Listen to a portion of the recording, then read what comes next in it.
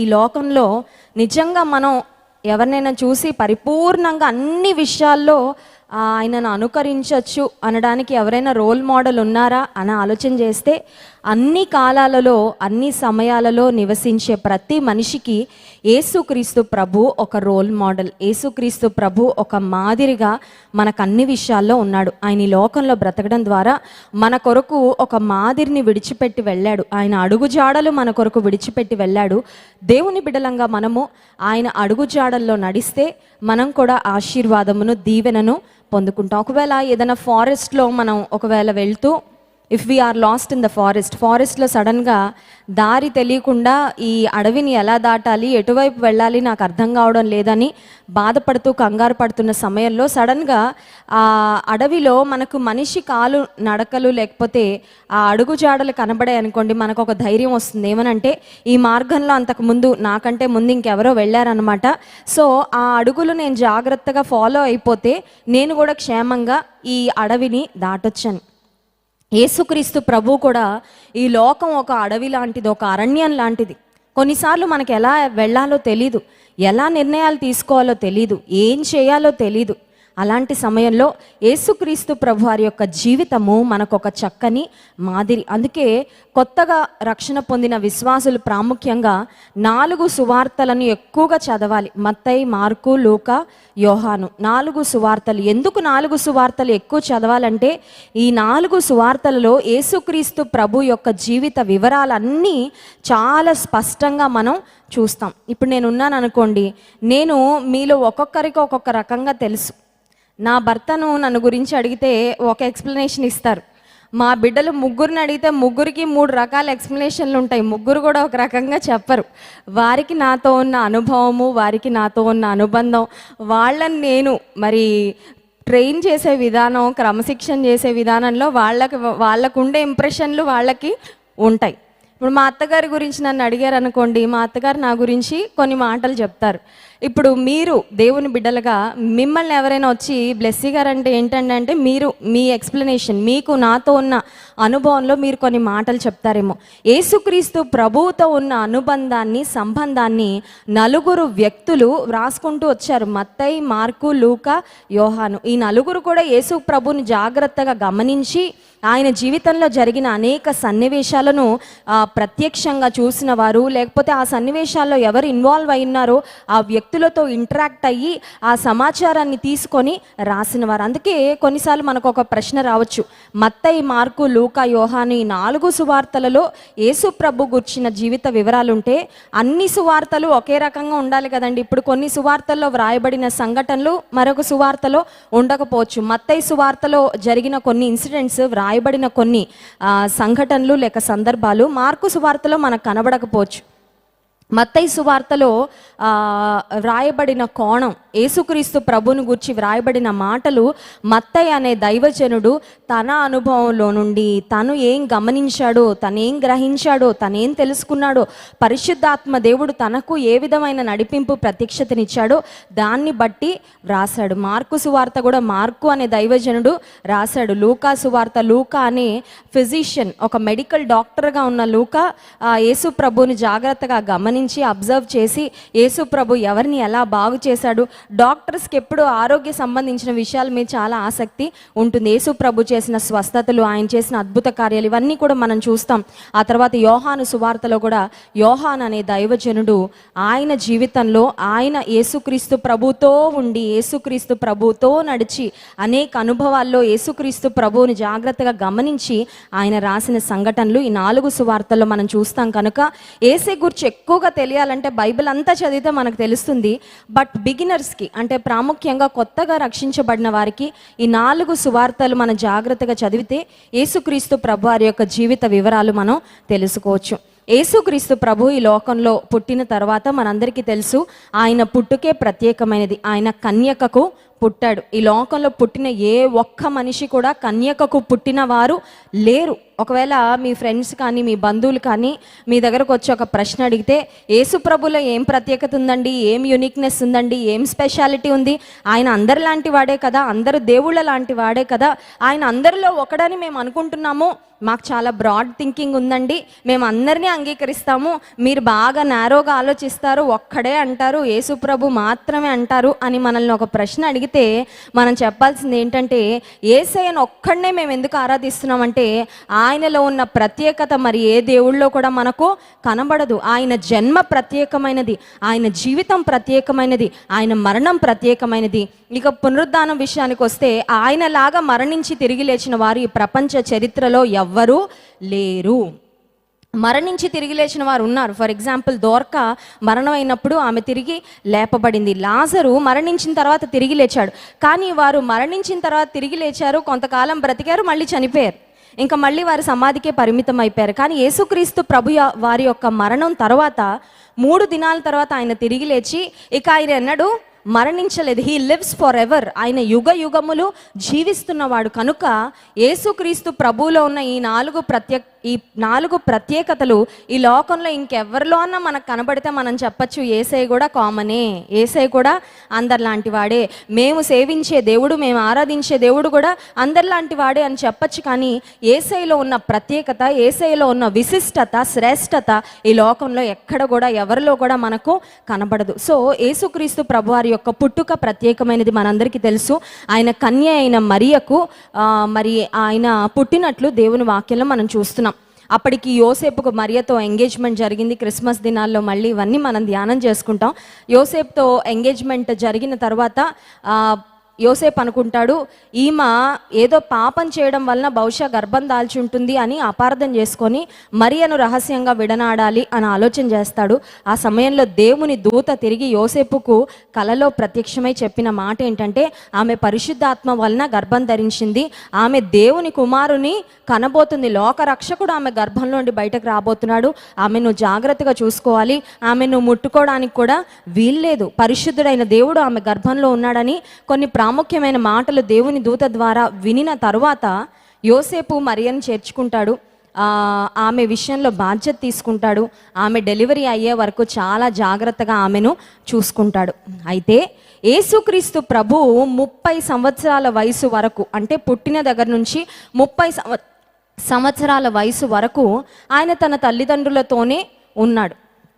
For 30 years he lived with his parents. తన తల్లిదండ్రులతో ఉన్నాడు. 30 సంవత్సరాలు అయిన తర్వాత 30 నుండి 33.5 సంవత్సరాల వయసు వచ్చే వరకు, అంటే 3.5 సంవత్సరాల వయసులో 3.5 సంవత్సరాల కాల వ్యవధిలో యేసుక్రీస్తు ప్రభు పబ్లిక్ మినిస్ట్రీ చేశారు. అంటే అప్పటి వరకు ఆయన నజరేతులో ఉన్నాడు, తన తల్లిదండ్రులతో ఉన్నాడు, ఏదో పబ్లిక్గా అప్పటికి తను తాను ఏమి డిస్ప్లే చేసుకోలేదు. ఆ 30 సంవత్సరాల వరకు ఆయన తన తల్లిదండ్రులతో ఉన్నాడు. కానీ 30 సంవత్సరాలు వచ్చిన తరువాత 3.5 సంవత్సరాలు మాత్రం ఆయన శిలువ మీద మరణం పొందడానికి ముందు ఆయన పబ్లిక్ మినిస్ట్రీ చేశాడు. అంటే బహిరంగ పరిచర్య, దేవుని రాజ్య సువార్తను గురించిన అనేక మాటలు ప్రకటించడం, అనేక మంది వ్యాధిగ్రస్తులను స్వస్థపరచడం, దయ్యాల చేత పీడించబడుతున్న వారిని విడుదల చేయడం, అలాగే అనేక మంది మరణించిన వారిని సైతం లేపడం, ఇలాంటి అద్భుత కార్యాలన్నీ 3.5 సంవత్సరాల కాలంలో యేసు ప్రభు చేశారు.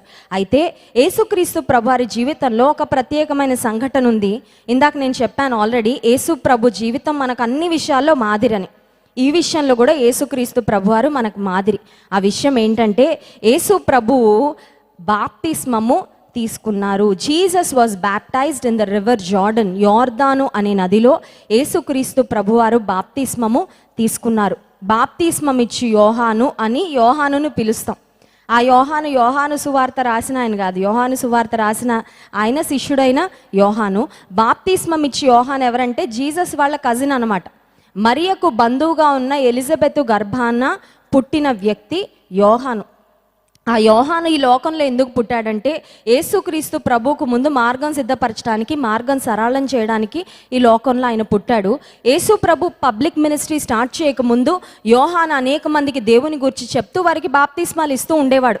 సడన్గా ఒకరోజు యోహాను యోర్దాన్ నదిలో బాప్తిస్మాలు ఇస్తూ ఉంటే యేసుప్రభు వచ్చేస్తున్నాడు ఆయన దగ్గరికి. యోహాను అనుకుంటున్నాడు యేసుప్రభు వస్తున్నారు, ఎందుకు వస్తున్నారో ఏం మాట్లాడతారు అనుకుంటే యేసుక్రీస్తు ప్రభు అలా నీళ్లలోకి సరాసరి వచ్చేసి యోహాను నువ్వు నాకు బాప్తిస్మము ఇవ్వాలి అన్నాడు. అనగానే వెంటనే యోహాను యాక్సెప్ట్ చేయలేకపోయాడు. ఎందుకంటే నువ్వు దేవుడవయ్యా, నేను మనిషిని, నీకు ముందు నేను మార్గం సరళం చేయడానికి వచ్చాను, నీ చెప్పుల వారు విప్పడానికి కూడా నేను పాత్రుడను కాను, నువ్వు నన్ను బాప్తిస్మం ఇవ్వమంటావేంటంటే యేసుక్రీస్తు ప్రభువారు అంటారు నువ్వు నాకు ఖచ్చితంగా బాప్తిస్మము ఇవ్వాలి, దేవుని నీతిని నెరవేర్చినట్లుగా నేను బాప్తిస్మము తీసుకోవాలని యోహాను ద్వారా ఆయన బాప్తిస్మం పొందినట్లు చూస్తాం. మత్తయి సువార్త 3వ అధ్యాయము 17వ వచనంలో ఆ మాటలు మనం గమనిస్తాం. చూడండి, మత్తయి సువార్త 3వ అధ్యాయము 15వ వచనం నుండి మనం చదువుకుందాం. వర్స్ 15.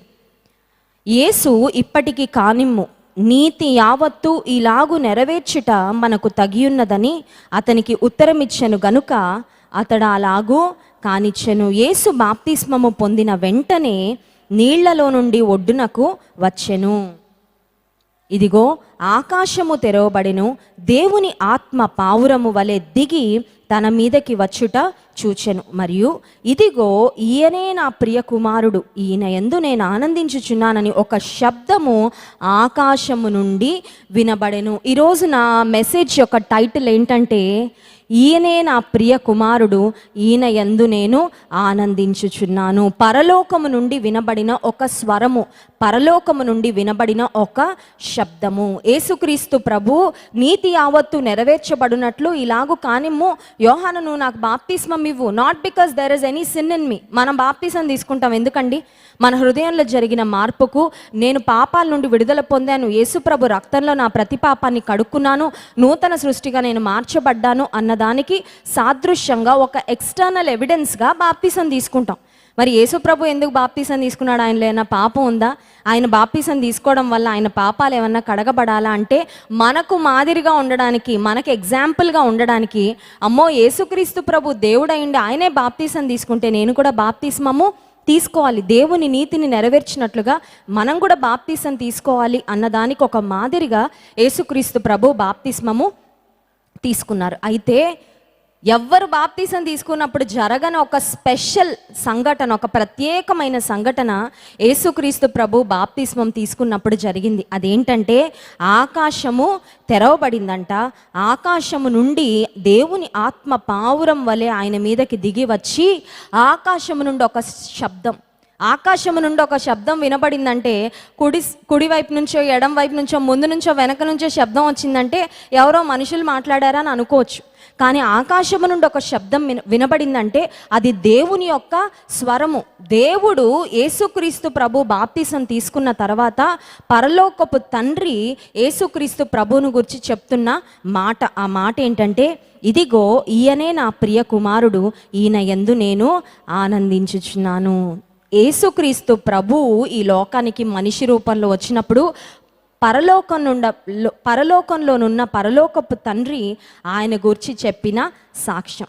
ఉదయకాల సమయంలో నేను ప్రార్థన చేసుకుంటూ ఉన్నాను, ఫాస్టింగ్ ప్రేయర్లో ఏం మాటలు అందించాలి ప్రభా అని అడుగుతున్నప్పుడు దేవుడు నాకు జ్ఞాపకం చేసిన అంశం ఇదే. ఏమనంటే యేసుక్రీస్తు ప్రభువును గురించి పరలోకపు తండ్రి సంతోషిస్తున్నానని చెప్పాడు. మరి దేవుని బిడ్డలుగా మనం ఉన్నాం, మనం కూడా దేవుని నుంచి అలాంటి ఒక సర్టిఫికేట్ పొందాలనుకోండి, ఈమె నా ప్రియ కుమార్తె, ఈమె యందు నీ యందు నేను ఆనందించుచున్నానని మనకు కూడా ఒక స్వరం వినబడాలంటే మరి మనం ఏం చేయాలి? విశ్వాసులంగా రక్షణ పొందిన తర్వాత మనందరం కూడా దేవుని బిడ్డలయ్యాం, కరెక్టే. దేవుని బిడ్డలు అయినంత మాత్రాన దేవునికి ప్రియమైన బిడ్డలం అని చెప్పడానికి లేదు కదండి. మనకి బిడ్డలు ఉంటారు ఇంట్లో, కానీ మనకు కొన్నిసార్లు తల్లిదండ్రులకు ఫేవరెట్స్ ఉంటారు. అమ్మకి అమ్మ పోలిక ఉన్నోళ్ళు ఫేవరెట్, కొన్నిసార్లు నాన్నకి నాన్న పోలిక ఉన్నోళ్ళు ఫేవరెట్. దేవుడు కూడా మనల్ని ఈమె నా ప్రియమైన కుమార్తె, ఈయన నా ప్రియమైన కుమారుడు అని మన గురించి సాక్ష్యం ఇవ్వాలంటే యేసుక్రీస్తు ప్రభువు ఏ విధంగా జీవించి తండ్రి నుంచి ఆ గొప్ప సాక్ష్యాన్ని పొందుకున్నాడో మనం కూడా ఆయన మాదిరిని అనుసరించిన వారమైతే మనం కూడా అట్టి సాక్ష్యాన్ని పరలోకపు తండ్రి నుంచి పొందుకోవచ్చు. సో యేసయ్య యొక్క జీవితాన్ని ఒక్కసారి మనం ఆలోచన చేద్దాం. యేసుక్రీస్తు ప్రభువారి యొక్క జీవితంలో ఆయన యొక్క when he was a child, చిన్న వయసులో చిన్నతనంలో ఉన్నప్పుడు ఆయన జీవితంలో ఉన్న అనుభవాలు ఎటువంటివి, అని మనం ఆలోచన చేస్తే లూకాసు వార్త 2వ అధ్యాయము 51వ వచనంలో ఒక మాట ఉంది, చదువుకుందామా? లూకాసు వార్త 2వ అధ్యాయము 51వ వచనం. Luke chapter 2 verse 51. అంతటా ఆయన వారితో కూడా బయలుదేరి నజరేతునకు వచ్చి వారికి లోబడి ఉండెను. వారికి అంటే ఎవరికంటే యేసుక్రీస్తు ప్రభు యొక్క తల్లిదండ్రులకు. అంతటా ఆయన వారితో కూడా బయలుదేరి నజరేతునకు వచ్చి వారికి లోబడి ఉండెను. యేసు ప్రభు దేవుడు, కానీ ఆయన తన తల్లిదండ్రులకు లోబడాల్సిన అవసరం ఏంటి? చూడండి, ఈ రోజుల్లో పిల్లలు చేతికి అంది రాగానే, మంచి ఉద్యోగాలు రాగానే ఇంకా పేరెంట్స్ని లెక్క చేయరు. ఇంకా మీ మీద మా డిపెండెన్స్ ఏముంది? ఇంతకాలం అంటే మీరు అన్నం పెట్టారు, మీరు డబ్బులు ఇచ్చారు, మేము బట్టలు కొనుక్కోవడానికి, మాకు షూస్, మాకు ఫీజులు అన్నీ కట్టారు. అమ్మా నాన్న మీ అవసరం తీరిపోయింది, మా కాళ్ళ మీద మేము నిలబడ్డాము, మా జీవితాన్ని మేము నడిపించుకోగలం, ఇంకా మీకు లోబడాల్సిన అవసరం లేదు అన్నట్లుగా ప్రవర్తించే యవనస్తులు చాలామంది ఉన్నారు. అది చాలా చాలా పొరపాటు. రెక్కలు వచ్చే వరకు తల్లిదండ్రుల దగ్గర చాలా సైలెంట్గా, చాలా ఒబీడియంట్గా ఉండడానికి ప్రయత్నం చేస్తారు. వన్స్ వాళ్ళ కాళ్ళ మీద వాళ్ళు నిలబడిన తర్వాత వారి ఇష్టాలు నెరవేర్చుకుంటూ తల్లిదండ్రుల మాట ధిక్కరిస్తూ ఇష్టానుసారంగా బ్రతికేవారు, ఎదురాడే స్వభావం కలిగిన వారు, లోబడనొల్లని పిల్లలు చాలామంది ఉన్నారు ఈ సమాజంలో. కానీ యేసుక్రీస్తు ప్రభు దేవాతి దేవుడై ఉండి ఆయనకు అన్నీ చేయడానికి శక్తి ఉంది, సామర్థ్యం ఉంది, అద్భుతాలు చేయగలడు. ఆయనకు తెలియదా అండి? యేసుక్రీస్తు ప్రభు పుట్టినప్పుడు ఆయనకు తెలుసు ఆయన లోకాన్ని అంతా రక్షించడానికి వచ్చాడు. అన్ని టాలెంట్స్, అన్ని శక్తులు, సామర్థ్యాలు కలిగి ఉండి ఎవరికైనా విధేయత చూపించాలంటే కష్టమా? కష్టం కాదా? చూడండి, భార్యలు కొన్నిసార్లు ఒక మంచి పొజిషన్లో ఉన్నారనుకోండి, భర్తల మాట వినాలంటే ఎంత కష్టమో కదా. ఉద్యోగం చేసే భార్యలనే కొన్నిసార్లు పట్టుకోలేరు భర్తలు. నువ్వేంటి, ఆఫ్టర్ ఆల్ నా డబ్బు నేను సంపాదించుకున్నా, నా అకౌంట్ నాకు ఉంది, మా అమ్మోళ్ళు మాకు అది పెట్టలేదా, ఇది పెట్టలేదా, నేను అద్దేలేదా, ఇద్దాలేదా అని కొన్నిసార్లు భార్యలు మంచిగా సంపాదించి ఒక మంచి పొజిషన్లోకి వస్తే భర్తను ధిక్కరిస్తూ ఉంటారు. ఒక కుటుంబం మాకు తెలుసు, ఆ భర్త అంట తన స్వంత అక్క కూతురిని పెళ్లి చేసుకున్నాడు. సో కొంచెం చిన్న వయసులోనే వివాహం అయిపోయింది. ఆమె మంచిగా జీవితంలో పైకి రావడానికి ఈయనే ట్యూషన్ చెప్పి, ఈయనే అన్నీ చేసి ఆమెను బాగా ఎంకరేజ్ చేసి, వెనకుండి పుష్ చేసి ఆమెను ఒక పెద్ద ఆఫీసర్ని చేస్తాడు. ఇప్పుడు ఆవిడ అసిస్టెంట్ అయిపోయాడు అనమాట. అర్థమవుతుందా? ఆవిడ ఆ పొజిషన్కి రావడానికి ఆయన చాలా సపోర్ట్ ఇచ్చాడు, గైడెన్స్ ఇచ్చాడు, కష్టపడ్డాడు, ఆమె కోసం డబ్బులు ఖర్చు పెట్టాడు, అన్నీ చేశాడు. బట్ ఫర్ సమ్ రీజన్ ఆయన ఎందుకో ఉన్న దగ్గర ఉండిపోయాడు. ఆమె మాత్రం చాలా మంచి పొజిషన్కి వెళ్ళిపోయింది. కానీ ఇప్పుడు పరిస్థితి ఎలా అయిపోయిందంటే, ఇంట్లో ఆవిడ బాస్ అయిపోయింది, ఆయనేమో కింద అయిపోయాడు, బాస్కి అసిస్టెంట్ లాగా అయిపోయాడు. యేసుక్రీస్తు ప్రభు దేవాతి దేవుడు, ఆయన చేతిలో సర్వశక్తి ఉంది, ఆయన ఏమన్నా చేయగలడు. ఆయనకు తెలుసు. ఆ తర్వాత ఆయన పబ్లిక్ మినిస్ట్రీ స్టార్ట్ చేస్తే వందల వేల ప్రజలు ఆయన వెంబడిస్తూ ఉంటే వచ్చిన వ్యాధిగ్రస్తులందరినీ స్వస్థపరుస్తాడని, డాక్టర్స్ చేయలేని కార్యాలు ఆయన చేయగలడని, 5 రొట్టెలు 2 చేపలు 5,000 మందికి పంచిపెడతానని, ఆయన అన్నీ చేయడానికి శక్తి సామర్థ్యాలు ఉన్నాయి ఆయనలో అని తెలిసి ఉన్నప్పటికీ యేసుక్రీస్తు ప్రభువు తన తల్లిదండ్రులకు ఏమై ఉన్నాడంట? లోబడి ఉన్నాడు. పరలోకపు తండ్రి ఆకాశం నుండి ఈయన నా ప్రియ కుమారుడని ఎందుకు ఆ మాట చెప్పాడంటే, ఈ లోకంలో వివాహం కానంత వరకు ఒక యవనస్తుడికి లేక యవనస్తురాలికి, ఒక చైల్డ్కు వారి మీద ఉన్న అధికారం ఎవరంటే తల్లి తండ్రి. సో కనబడని దేవుడికి నేను విధేయత చూపిస్తానండి, నేను విధేయత చూపించాలని కోరుకుంటున్నాను అనేవారు మొదట కనిపించే తల్లిదండ్రులకు విధేయత చూపించడం నేర్చుకోవాలి. So we have to start practising obedience from our home. ముందు ఇంట్లో నుంచి మనం ఇంట గెలిచి ఆ తర్వాత బయట రచ్చ గెలవాలని చెప్తూ ఉంటారు కదా ఈ సామెత. సో మొదట నీ ఇంట్లో స్టార్ట్ అవ్వాలి నీ విధేయత. ఒకవేళ భార్యలైతే భర్తలకు లోబడి ఉండాలి, బిడ్డలైతే తమ తల్లిదండ్రులకు లోబడి ఉండాలి. పిల్లలారా పెద్దలకు లోబడి ఉండండి, వారిని గౌరవించండి, వారిని సన్మానించండి. ఈ లోకంలో నీ పైన దేవుడు ఎవరిని ఉంచారో, నీ పైన దేవుడు ఎవరిని నియమించారో వారికి నీ విధేయత చూపిస్తున్నావా? ఎఫెసీ పత్రిక 6వ అధ్యాయం 1 నుండి 3 వచనాల వరకు మనం చూసినట్లయితే దేవాది దేవుడు పిల్లలతో కొన్ని ప్రాముఖ్యమైన మాటలు మాట్లాడుతున్నాడు. బైబిల్ గ్రంథంలో స్త్రీల కొరకు చాలా మాటలు ఉన్నాయి, పురుషుల కోసం చాలా మాటలు ఉన్నాయి, కుటుంబ యజమానుల కోసం చాలా మాటలు ఉన్నాయి, యవ్వనస్తులు వారి జీవితాన్ని ఎలా కట్టుకోవాలో ఉంది, పిల్లలు ఎలా ప్రవర్తించాలో కూడా ఉంది. ఈ దివ్య గ్రంథంలో దేవుని మాటలు అన్ని వయసుల వారికి, అన్ని కేటగిరీస్లో ఉన్న వారికి, అధికారంలో ఉన్నవారికి, ఆ తర్వాత యజమానుల దగ్గర పనిచేసే వారికి, అందరికీ సంబంధించిన ఈ జీవితంలో మన లైఫ్ స్టైల్ ఎలా ఉండాలి, మన మాటలు ఎలా ఉండాలి, మన ఆలోచనలు ఎలా ఉండాలి, మన సంబంధ బాంధవ్యాల్లో మన వ్యవహారాలు ఎలా ఉండాలి, అన్ని విషయాలు దేవుని గ్రంథంలో చాలా స్పష్టంగా మనం చూస్తాం. ఎఫెసీ పత్రిక 6వ అధ్యాయంలో అపోస్తలుడైన పౌలు ఎఫెసీ సంఘానికి రాస్తూ పిల్లలకు ప్రాముఖ్యంగా ఈ మాటలు అడ్రస్ చేస్తున్నాడు. చూడండి, పిల్లలారా ప్రభువునందు మీ తల్లిదండ్రులకు విధేయులై యుండుడి, ఇది ధర్మమే. ఏంటంట ధర్మం? ఇది ధర్మం కాదండి అంటాం. పిల్లలు తల్లిదండ్రులకు మాటకు విధేయులై ఉండడం ధర్మము. ఆ తర్వాత నీకు మేలు కలుగునట్లు నీ తల్లిని, నీ తండ్రిని, తల్లిని సన్మానింపుము. మేలు కలగాలి అని కోరుకొని వారు ఎవరు ఉంటారు? అందరికీ మేలు కావాలి. తేలు ఎవరికైనా కావాలా?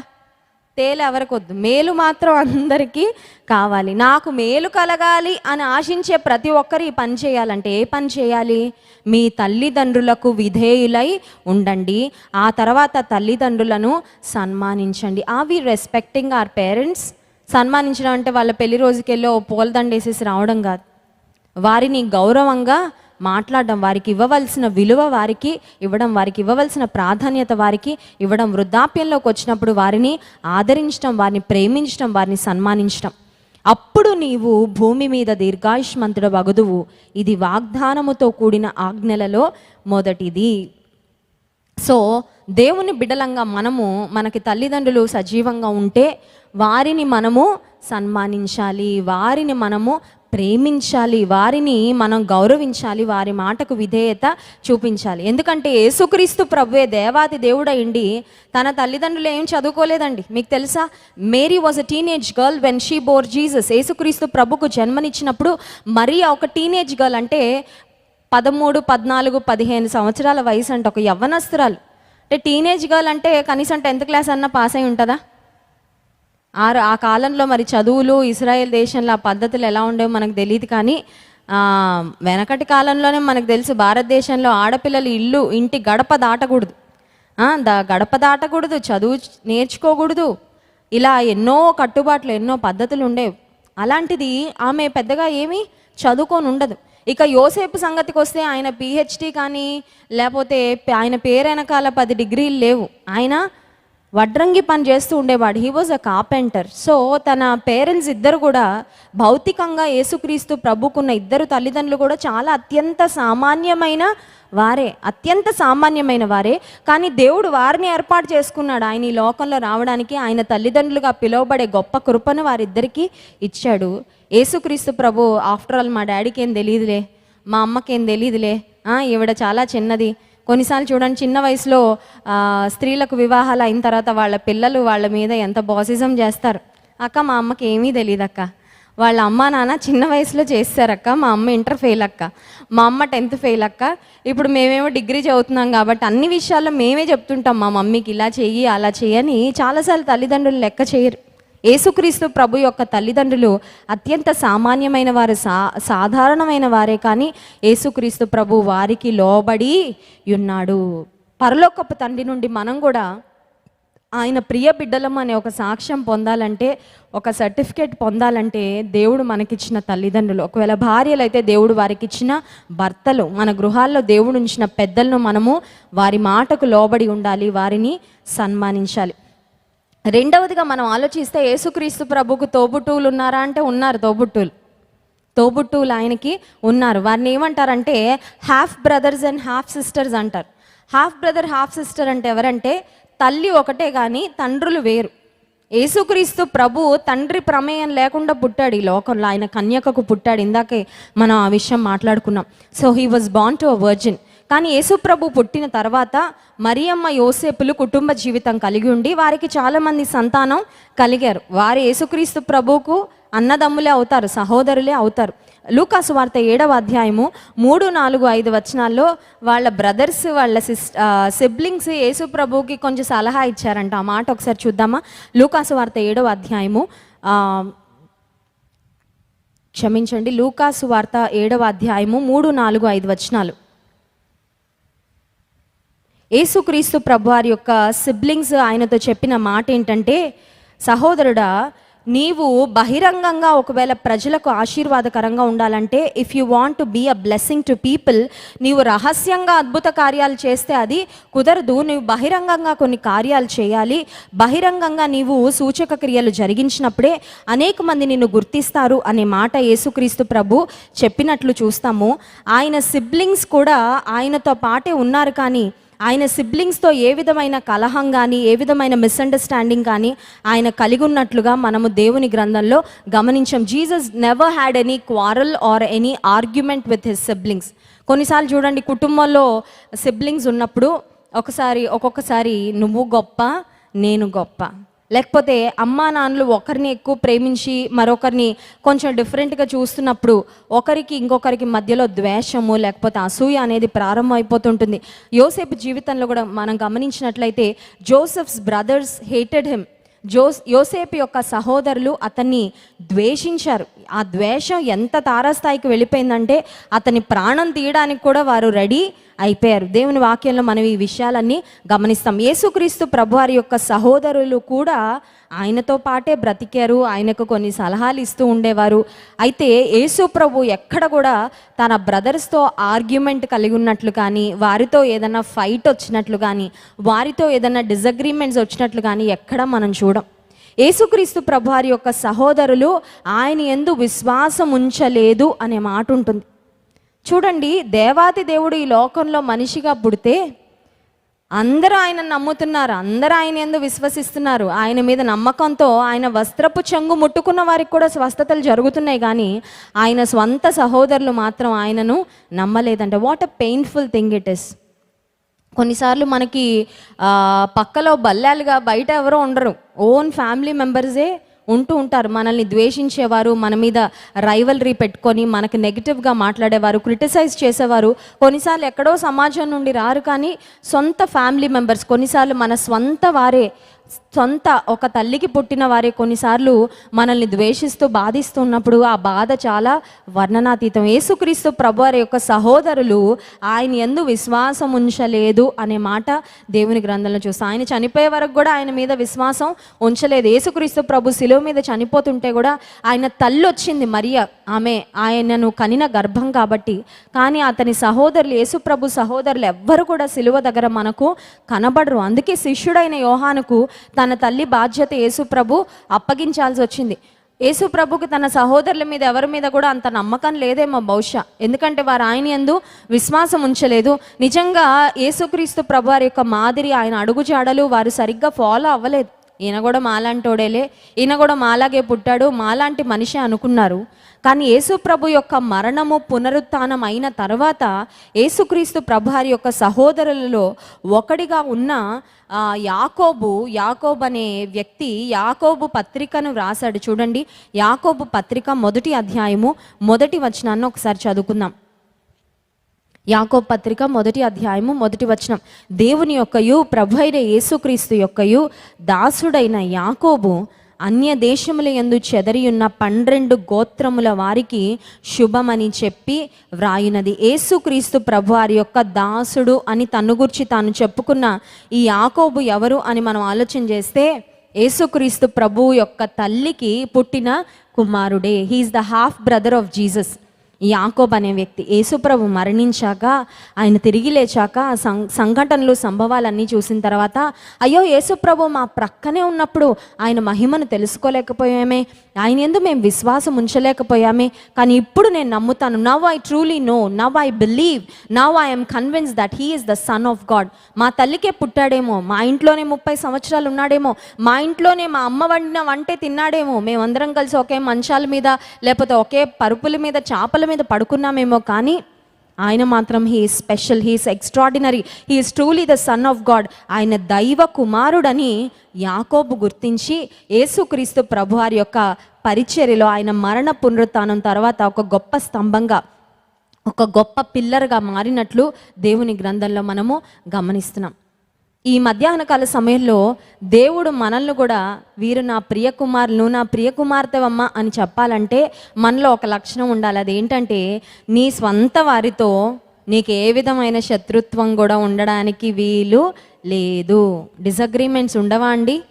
కొన్ని విషయాల్లో మాకు అభిప్రాయ భేదాలు ఉంటాయి. అందరికి ఒకే అభిప్రాయం వచ్చేదిగా, అందరికి ఒకే అభిప్రాయం వస్తే అందరం రోబోస్ అయిపోతాం. అందరికి ఒకే అభిప్రాయాలు, అందరికి ఒకటే ఇష్టం, అందరం ఒకే రకంగా ఉన్నాం అనుకోండి. చైనాకి వెళ్తే అందరూ ఒకే రకంగా కనబడతారు మనకి, కానీ వాళ్ళకి తెలుసు ఎవరు ఏంటో, ఎవరు ఒక్కొక్కరి పోలికకి వాళ్ళకి తెలుస్తుంది వ్యత్యాసం. ఇప్పుడు చూడండి, అందరికి ఒకే రంగు ఇష్టం అనుకోండి, అందరూ ఒకే రంగు బట్టలు వేసుకుంటే ఈ ప్రపంచం ఎలా ఉంటుంది? చాలా బోరింగ్ ఉంటుంది. అందరు మొహాలు ఒకే రకంగా ఉన్నాయనుకోండి, అది చాలా భయంకరమైన తికమకలు జరిగిపోతాయి ప్రపంచంలో. ఎవరి చెల్లి ఎవరో తెలియదు, ఎవరి భార్య ఎవరో తెలియదు, చాలా కన్ఫ్యూషన్లు తయారై. దేవుడు కావాలని వెరైటీ పెట్టాడు. కొంతమంది స్పీడ్గా మాట్లాడేస్తారు, మనకు అర్థం కాదు, క్యాచ్ కూడా చేయలేం.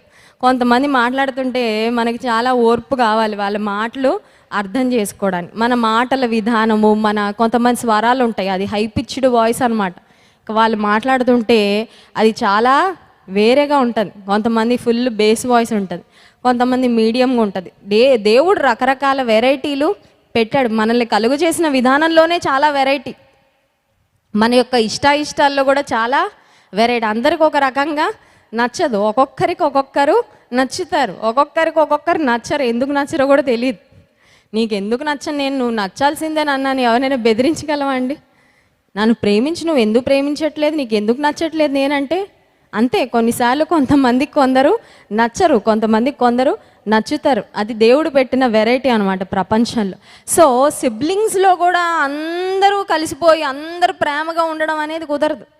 ఒకే తల్లికి పుట్టినా, ఒకే ఇంట్లో పెరిగినా, కొన్నిసార్లు చూడండి ఒకే ఇంట్లో ట్విన్స్ లాగా పుడతారు, కానీ వాళ్ళకి వీళ్ళకి అసలు సంబంధమే ఉండదు. ఒకళ్ళేమో చాలా సాధువుగా ఉంటారు, ఇంకొకళ్ళేమో అగ్నిగోళంలా బగబగ మండిపోతుంటారు. అదేంటండి, అర నిమిషం డిస్టెన్స్లో బయటకు వచ్చారు ఇద్దరు, 9 నెలలు కడుపులో కలిపే ఉన్నారు. మరి అంత డిఫరెన్స్ ఏంటంటే అంటే అంతే మరి దేవుడు పెట్టిన వెరైటీ. కొన్నిసార్లు కుటుంబంలో అభిప్రాయ భేదాలు రావచ్చు, ఒక్కొక్కరు ఆలోచన విధానం ఒక్కొక్క రకంగా ఉండొచ్చు. ఒక్కొక్కరు కోపం వస్తే కొంతమంది సైలెంట్ అయిపోతారు, అది వాళ్ళ స్టైల్. కొంతమందికి కోపం వస్తే టాప్ లేపేస్తారు, అది ఇంకో స్టైల్. ఒక్కొక్కరు ఒక్కొక్క రకంగా వ్యవహరిస్తూ ఉంటారు. ఏదేమైనప్పటికీ అభిప్రాయ భేదాలు అనేవి ఉండొచ్చు, డిసగ్రీమెంట్స్ అనేవి ఉండొచ్చు, కానీ అల్టిమేట్గా అయితే సమాధానాన్ని మాత్రం పోగొట్టుకోకూడదు. కొన్నిసార్లు చిన్న చిన్న డిసగ్రీమెంట్స్ రావచ్చు, కొన్నిసార్లు చిన్న చిన్న డిస్కషన్స్ రావచ్చు, కొన్నిసార్లు చిన్న చిన్న పరిస్థితుల అపవాది సృష్టిస్తూ ఉంటాడు కుటుంబంలో సమాధానాన్ని పోగొట్టడానికి. కానీ సమాధాన బంధము చేత ఆత్మ కలిగించే ఐక్యతను కాపాడుకోవాలని దేవుని వాక్యము సెలవిస్తుంది. ఒకవేళ ఎవరైనా వస్తున్నారో వాళ్ళని చూడగానే నీకు అర్థమైపోతుంది, ఓహో వీళ్ళు ఏదో కయ్యానికి రెడీ అయిపోయి వచ్చారనగానే మనం ఇంకా జాగ్రత్తగా. నత్త చూసారండి ఎప్పుడైనా? ఇలా పట్టుకుంటే ఆ షెల్లోకి వెళ్ళిపోద్ది, దానికి ఒక షెల్ ఉంటుంది, దానిలోకి వెళ్ళి దాక్కుంటుంది. టార్టాయిస్ కూడా అంతే, టర్టిల్. అది రోడ్డు మీద వెళ్ళిపోతూ ఉంటుంది అనుకోండి, మన సడన్గా కారో బైక్ ఆపి దాన్ని అలా ముట్టుకుంటే దాని తల లోపలికి వెళ్ళిపోద్ది. కొన్నిసార్లు నువ్వు అలా వెనక్కి వెళ్ళిపోవడం బెటర్ అనమాట. నువ్వు కూడా ఇలా ముందుకు వెళ్ళావంటే అది 2 సింహాలు 2 పులులు తలపడినట్టు ఉండి కుటుంబంలో ఉన్న సమాధానం అంతా పాడైపోతూ ఉంటుంది. యేసుక్రీస్తు ప్రభు తన సహోదరులతో ఎప్పుడు కూడా అసమాధానాన్ని కలిగి ఉన్నట్లు దేవుని వాక్యంలో మనం చూడడం. వారు ఆయన ఎందుకు విశ్వసించలేదు, కానీ ఆయన ఇది ఏ నిమిత్తం, ఏ పని చేయడం నిమిత్తం ఈ లోకానికి వచ్చాడు, ఆ పని చేసుకుంటూ వెళ్ళిపోయాడు. హల్లెలూయా. నా బ్రదర్స్ సపోర్ట్ నాకు లేదు, లేకపోతే నన్ను వాళ్ళు ప్రేమించట్లేదు, వీళ్ళు ప్రేమించట్లేదు, వాళ్ళు అర్థం చేసుకోవట్లేదు, వీళ్ళు అర్థం చేసుకోవట్లేదు అని he didn't bother about people who didn't accept him.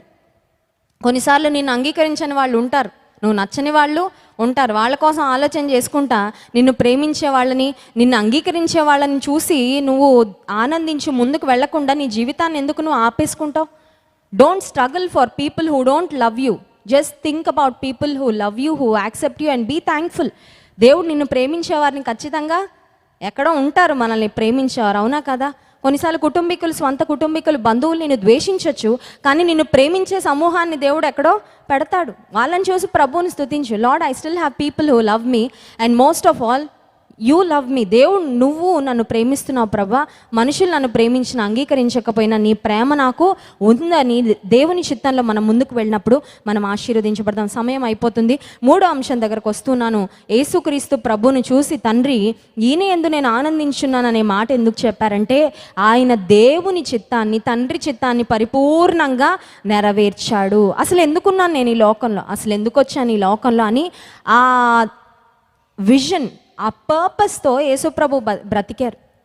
యేసుక్రీస్తు ప్రభు బ్రతికిన 33.5 సంవత్సరాల జీవితంలో ఎక్కడ కూడా ఆయన డైవర్ట్ అయినట్టు కానీ, ఆయన ఇంకేదేదో పనులు చేసినట్లు కానీ మనము చూడము. ఈ లోకానికి ఏం చేయడానికి వచ్చాడో అది సంపూర్ణంగా చేసి దేవుని చిత్తాన్ని నెరవేర్చి ఆయన జీవితాన్ని ముగించాడు.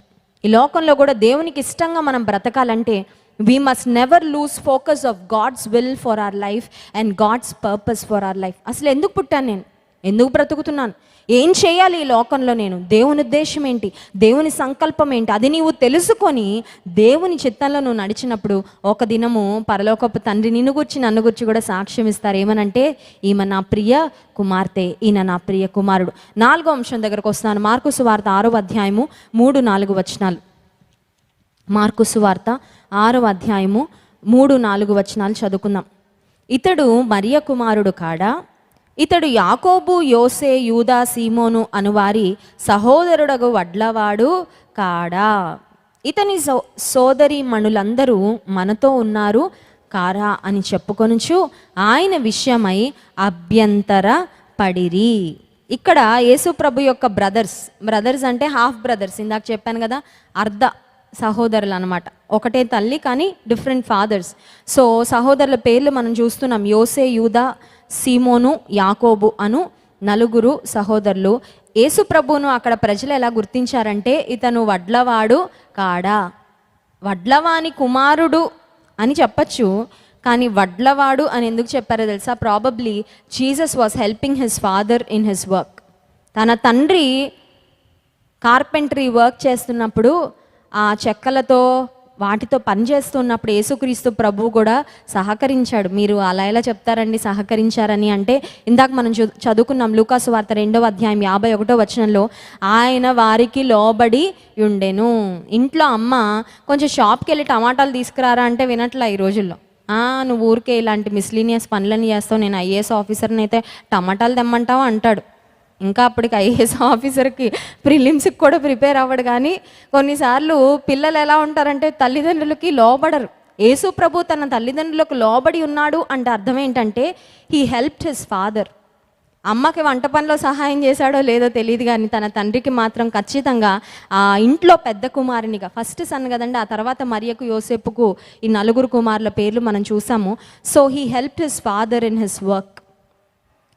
దేవుని బిడ్డలంగా మనం కూడా గుర్తుపెట్టుకోవాల్సింది ఏంటంటే మనం సహాయము చేయాలి, మనము పని చేయాలి. యేసు ప్రభు లేజీగా లేడు. He was not Idol, he was not lazy. తండ్రి దగ్గర ఉన్నప్పుడు తండ్రికి హెల్ప్ చేశాడు.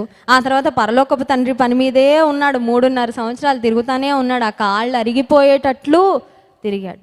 కొన్నిసార్లు మనం పని చేయాలంటే అమ్మో నా మోకాళ్ళ నొప్పులు వచ్చేస్తేమో, నా కాళ్ళు అరిగిపోతేమో, నాకు అదైపోతేమో ఇదైపోతేమో అని కొంతమంది సోమరులుగా కూర్చొని ఉంటారు. No, he was on his father's work. తండ్రి పనిలో ఉన్నాడు. భూలోకపు తండ్రి పనిలో ఉన్నాడు, ఆ తర్వాత పరలోకపు తండ్రి పనిలో కూడా ఉన్నాడు. కానీ యేసయ్య పని చేశాడు. దేవుడు సోమరి వాళ్ళని ఎప్పుడూ ఆశీర్వదించాడంట. God will never bless lazy people. కొంతమంది కష్టపడి పని చేసే వాళ్ళని చూసి అసూయ పడిపోతూ ఉంటారు. ఏమని? వాళ్ళు కష్టపడుతున్నారని కాదు, వాళ్ళు గొప్పలు అయిపోతున్నారండి, వాళ్ళు పైకి ఎక్కిపోతున్నారండి, శిఖరాలు ఎక్కేస్తున్నారండి. వాళ్ళు ఎందుకు ఎక్కుతున్నారు? కష్టపడుతున్నారు కాబట్టి. వాళ్ళని చూసి నువ్వు ఇన్స్పైర్ అవ్వు, నువ్వు కూడా కష్టపడు, నువ్వు కూడా పని చేయి, నువ్వు కూడా శ్రమపడు, నువ్వు కూడా దేవుడు ఇచ్చిన తెలివిని ఉపయోగించు. దేవుడు నిన్ను కూడా తప్పకుండా ఆశీర్వదిస్తాడు. God never blesses lazy people. ఆఖరు మాట ఒక్కటి చెప్పి నేను ముగిస్తాను.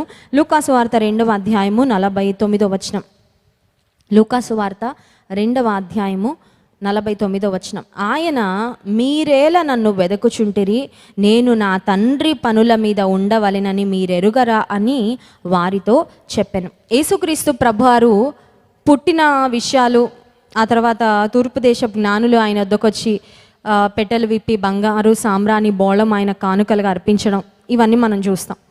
And praying for the world, నిన్న మార్నింగ్ మీరు చూసారో లేదో నాకు తెలియదు, కానీ దేవుడు మన రాజు అయితే ఆయన మనం ఎలా ఘనపరచాలని కొన్ని ప్రాముఖ్యమైన అంశాలు అందులో చెప్పాను. నిన్నటి ఉదయకాల సమయంలో ఈ మాటను కూడా ప్రస్తావించడం జరిగింది. అదేంటంటే యేసుక్రీస్తు ప్రభువు ఆయనను దర్శించడానికి తూర్పు దేశపు జ్ఞానులు వచ్చేసరికి యేసు ప్రభు ఒక పసిబాలునిగా ఉయ్యాల్లో లేడండి. యేసు ప్రభు పుట్టగానే నక్షత్రం పుట్టింది. తూర్పు దేశం నుండి యేసుప్రభు ఉన్న ఇజ్రాయెల్ దేశం వరకు వారు ప్రయాణం చేసి రావడానికి వారికి దాదాపు కొన్ని నెలల సమయం పట్టింది. More than 12 months. అలాగ చుక్కను చూసుకుంటూ, చుక్క మనకి పగలు చుక్క కనబడదు కదా, స్టార్ లైట్, సూర్యుడు వెలుగులో నక్షత్రాల వెలుగు మనకు కనబడదు. సో పగలంతా పడుకునేవారు, రాత్రి సమయంలో లేచి ఆ నక్షత్రం యొక్క వెలుగును బట్టి, అది వారికి చూపించిన దారిని బట్టి ప్రయాణం చేసుకుంటూ వచ్చారు ఆ ముగ్గురు జ్ఞానులు. అయితే యేసు ప్రభు వద్దకు వచ్చేసరికి ముందేమో యూదులకు రాజని ముందు హేరోదు అంతఃపురానికి వెళ్ళారు, మళ్ళీ రూట్ మారి మళ్ళీ యేసు ప్రభు దగ్గరకు వచ్చారు. మొత్తానికి వాళ్ళు వచ్చేసరికి యేసుక్రీస్తు ప్రభుకు దాదాపు 2 సంవత్సరాల వయసుకు దగ్గరలో ఉన్నాడు ఆయన, అంటే ఒక బాలుడుగా ఉన్నాడు. ఆ వివరం చూస్తాం బైబిల్లో. ఆ తర్వాత యేసుక్రీస్తు ప్రభు వారు 12 సంవత్సరాల వయసులో జరిగిన సంఘటన ఇక్కడ మనం చూస్తున్నాం. లూకాసు వార్త 2వ అధ్యాయంలో యేసుక్రీస్తు ప్రభు వారు 12 సంవత్సరాల బాలుడుగా ఉన్నప్పుడు జరిగిన సంఘటన. 41వ వచనం, పస్కా పండుగప్పుడు ఆయన తల్లిదండ్రులు ఏటేటా యెరూషలేమునకు వెళ్ళుచుండువారు. ఆయన 12 ఏండ్ల వాడై ఉన్నప్పుడు ఆ పండుగ ఆచరించుటకై వాడుక చొప్పున వారు యెరూషలేమునకు వెళ్ళిరి. పస్కా పండుగ ఆచరించడానికి జీసస్ అండ్ హిస్ పేరెంట్స్ యెరూషలేముకి వచ్చారు. వచ్చిన తర్వాత బహుశా వారు చాలామంది కలిసి వచ్చారేమో, బంధువులు, ఇరుగు పొరుగు వారు అందరూ యెరూషలేముకు. అయిపోయిన తర్వాత మళ్ళీ వాళ్ళ పేరెంట్స్ గుంపుతో కలిసి ప్రయాణం స్టార్ట్ చేశారు. వారు అనుకుంటారు యేసుప్రభు చాలా తెలివిగల్లోడు కదా, అన్ని జాగ్రత్తగా గమనించుకుంటాడు, చాలా బాధ్యతగా ఉంటాడు, మా మాట వింటాడు, సో అందరం తిరుగు ప్రయాణం చేస్తున్నాం కాబట్టి మా గుంపులో వస్తున్నాడేమో అనుకొని ప్రయాణం వెళ్ళిపోయారు. ప్రయాణం అయిపోయి ఒక దిన ప్రయాణం అంత దూరం వెళ్ళిపోయాక సడన్గా మరియమ్మ జ్ఞాపకం వచ్చింది, ఇంతకీ యేసుప్రభు ఎక్కడ ఉన్నాడు. కొంచెం ఆశ్చర్యమే కదా, ఎందుకంటే ఒక రోజంతా మన పిల్లల్ని వెతుక్కోకుండా మనం యూజువల్గా ఉండం. అయితే ఒక దిన ప్రయాణం వెళ్ళిపోయిన తర్వాత మరియమ్మ వెతుక్కుంది ఇప్పుడు యేసుప్రభు ఇంతకీ ఎక్కడ ఉన్నాడని. అయ్యో ఇక్కడ గుంపులో లేడే, యెరూషలేంలో ఉండిపోయాడేమో అని మళ్ళీ తిరుగు ప్రయాణం మొదలుపెట్టి 3 రోజులు అయిందంట. ఒక దిన ప్రయాణం వెళ్ళడానికి, ఒక దిన ప్రయాణం రావడానికి, మధ్యలో వెతుక్కోవడానికి, మళ్ళీ లంచ్ బ్రేక్, ఆ బ్రేక్, ఈ బ్రేక్ అని మధ్యలో ఎక్కడెక్కడ ఆగారో తెలీదు. 3 దినాల ప్రయాణం 3 దినాలు అయిన తరువాత యేసు ప్రభువును కనుగొన్నారంట. మళ్ళీ వచ్చి యెరూషలేము దేవాలయంలో 46వ వచనం చూడండి. 3 దినములైన తరువాత ఆయన దేవాలయంలో బోధకుల మధ్య కూర్చుండి వారి మాటలను ఆలకించుచు వారిని ప్రశ్నలు అడుగుచు ఉండగా చూచిరి. ఆయన మాటలు వినిన వారందరూ ఆయన ప్రజ్ఞకును ప్రత్యుత్తరములకును విస్మయము ఉందిరి. దేవాలయంలో బోధకుల మధ్య యేసుప్రభు వయసు ఎంత? 12 సంవత్సరాలే. కానీ ఆయనలో ఉన్న ఆ జిజ్ఞాస, ఆయనలో ఉన్న ఎంతూజియాజం ఏమి నేర్చుకోవాలనంటే దేవుని గురించి ఇంకా నేర్చుకోవాలి, దేవుని గురించిన మాటలు ఇంకా నేర్చుకోవాలని ఆయనలో ఉన్న ఆసక్తి. అక్కడ బోధకుల మధ్య కూర్చుండి వాళ్ళతో మాట్లాడుతుంటే వాళ్ళందరూ షాక్ అయిపోతున్నారంట. ఇదేదో వండర్ కిడ్లా ఉన్నాడేంటి, ఈయన వయసు ఎంత, ఈయన మాట్లాడుతున్న మాటలు ఏంటని. అప్పుడు యేసుప్రభు యొక్క తల్లిదండ్రులు వచ్చి, అయ్యా నీ కోసం ఏడుస్తుంది మీ అమ్మ, నీకోసం ఎంత బాధపడుతున్నాము, ఎక్కడ తప్పిపోయావు నాయన అంటే ఒక మంచి సమాధానం చెప్పారు. అదేంటంటే, నేను నా తండ్రి పనుల మీద ఉండవలెనని మీరు ఎరుగరా. He was on his father's business. ఈ లోకంలో మనం ఏ బిజినెస్ చేసినా, మనం ఏ ఉద్యోగం చేసినా, ఒక ఇల్లాలుగా ఉన్నా, మనం ఏ పనులు చేసినప్పటికీ, ఒకవేళ రిటైర్ అయినా మనం తండ్రి పనిలో ఉండాలి. తండ్రి పని ఏంటంటే, మీరు భూతికంతముల వరకు నాకు సాక్షులై ఉండండి. చక్కని సాక్ష్య జీవితాన్ని మనం కలిగి ఉండాలి, చక్కని ప్రార్థన జీవితాన్ని కలిగి ఉండాలి. అవకాశం ఉన్నప్పుడల్లా ఇతరులకు దేవుని మాటలు చెప్పాలి, సువార్త ప్రకటించాలి. అవకాశం ఉంటే మన తోటి వారిని దేవుని మందిరానికి మనం తీసుకొని రావాలి. మనల్ని, మన కుటుంబాలను దేవునిలో కట్టుకోవాలి. ఇదంతా ఏంటంటే తండ్రి పని. వంట పని, ఇంటి పని, అదంతా ఏంటంటే మన పని. అర్థమవుతుంది? ఆ పని కూడా చేసుకోవాలండి. ఇందాక చూసాం కదా, సోమరిగా మనం ఉండకూడదు. యేసుక్రీస్తు ప్రభు కూడా తన తండ్రికి పనిలో సహాయం చేశాడు. So even as you do your own jobs, మీ ఉద్యోగాలు, చదువులు, వ్యాపారాలు అవన్నీ చేసుకుంటూనే ఉండాలి. వాటితో పాటుగా ఆధ్యాత్మిక జీవితాన్ని కూడా బ్యాలెన్స్ చేసుకోవాలి. నేను నా తండ్రి పనిలో ఉండవాలని మీరు ఎరుగరా? యేసుక్రీస్తు ప్రభువారి వలె ఈ అంశాలన్నీ మన జీవితాల్లో మనం కలిగి ఉన్నప్పుడు దేవుడు కూడా నిశ్చయంగా మనల్ని ఆశీర్వదించి దీవించి ఒక దినాన మన గురించి ఒక సాక్ష్యం ఇస్తాడు. ఏమనంటే, ఈమె నా ప్రియ కుమార్తె. ఆమెకి ఎన్ని పనులున్నా తండ్రి పనిలో మాత్రం ఉంటుంది. పరలోకపు తండ్రిని కూర్చిన ఆలోచన ఎప్పుడూ ఉంటుంది, ధ్యాస ఎప్పుడూ ఉంటుంది. నా కుమారుడు ఎంత బిజీగా ఉన్నా, ఎంతమంది తన చుట్టూ ఉన్నా, పరలోకపు తండ్రి కోసం మాత్రం ఆలోచిస్తూనే ఉంటాడు. దేవుని కోసం నేను ఏమన్నా చేయగలనా, నేను ఏం చేయగలను, నేను ఎలా చేయాలి అనే ఒక తపన, ఒక తాపత్రయం మనలో ఉన్నప్పుడు పరలోకపు తండ్రి కూడా మనల్ని బట్టి ఆనందిస్తాడు. అటువంటి కృప దేవాతి దేవుడు మనకి దయచేయునుగాక. ఆమేన్. పరిశుద్ధానికి స్తోత్రాలు. నీ వాక్యం ద్వారా మాతో మాట్లాడినందుకు వందనాలయ్యా. ఆనాడు నీవు బాప్తిస్మం తీసుకుంటున్నప్పుడు పరలోకపు నుండి, ఆకాశం నుండి ఒక శబ్దము వినబడినట్లుగా ప్రభా, మా జీవితాల్లో కూడా మేము నీ ప్రియ కుమారులముగా, నీ ప్రియ కుమార్తెలముగా ఈ లోకంలో బ్రతకడానికి సహాయం చేయండి. విన్న వాక్యాన్ని మా హృదయాల్లో పదిలపరచుమని యేసు నామమున ప్రార్థిస్తున్నాం తండ్రి. ఆమేన్.